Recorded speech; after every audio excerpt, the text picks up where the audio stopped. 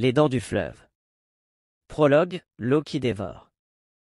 Dans un village reculé, le fleuve est à la fois une bénédiction et une malédiction.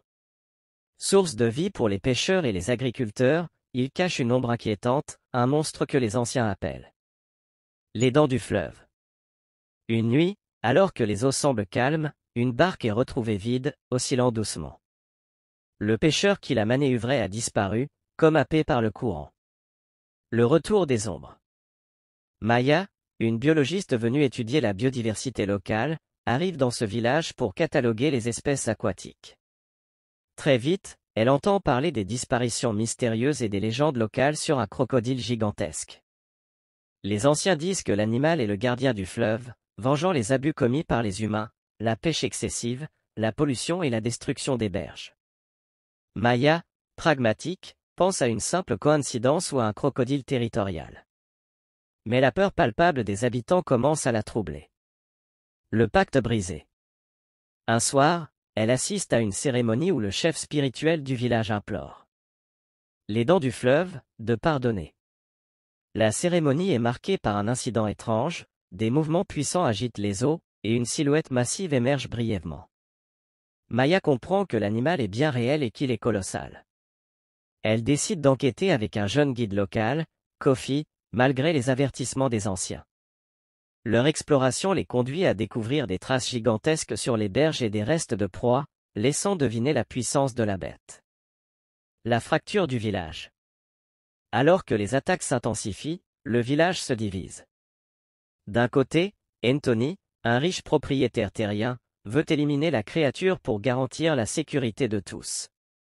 De l'autre, les anciens et les pêcheurs, qui considèrent les dents du fleuve, comme un esprit sacré, refusent de le voir comme un simple animal.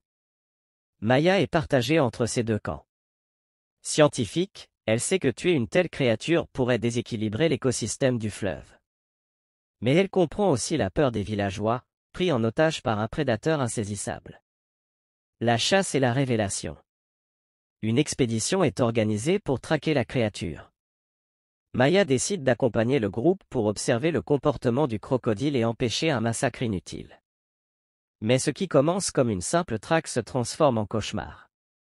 Les hommes tombent dans une embuscade, les dents du fleuve, attaquent avec une force brutale, renversant les pirogues et tirant les chasseurs dans les profondeurs. Maya, séparée du groupe, se réfugie sur une île avec Kofi. Là, il découvre une ancienne fresque représentant un crocodile géant entouré d'animaux aquatiques. L'image raconte l'histoire d'un pacte oublié entre les humains et la nature. Si le fleuve est respecté, le gardien protégera ses habitants. Le choix de Maya. De retour au village, Maya propose une alternative, arrêter la chasse et restaurer les berges du fleuve pour apaiser l'animal. Mais Anthony refuse d'écouter et rassemble un groupe armé avec des explosifs pour détruire le crocodile. Lors du combat final, Maya utilise ses connaissances sur les comportements des crocodiles pour détourner l'animal de l'assaut. Alors que le crocodile se jette sur une pirogue contenant les explosifs, une explosion retentit, blesse gravement l'animal. Mais il ne meurt pas. Les dents du fleuve. Retourne dans les profondeurs. Maya comprend qu'il ne s'agit pas simplement d'un prédateur, c'est un rappel vivant des conséquences des actions humaines. Épilogue, le gardien veille.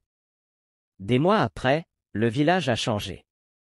Sous l'impulsion de Maya, les habitants ont cessé la pêche abusive et commencé à replanter les mangroves.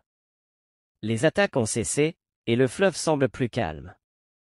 Au crépuscule, Maya observe le fleuve.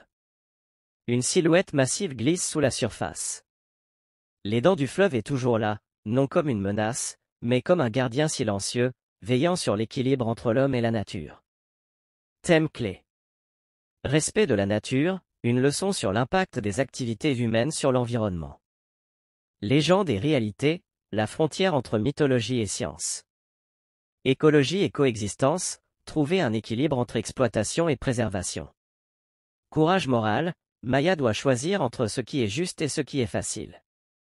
Ce récit peut être adapté selon vos besoins.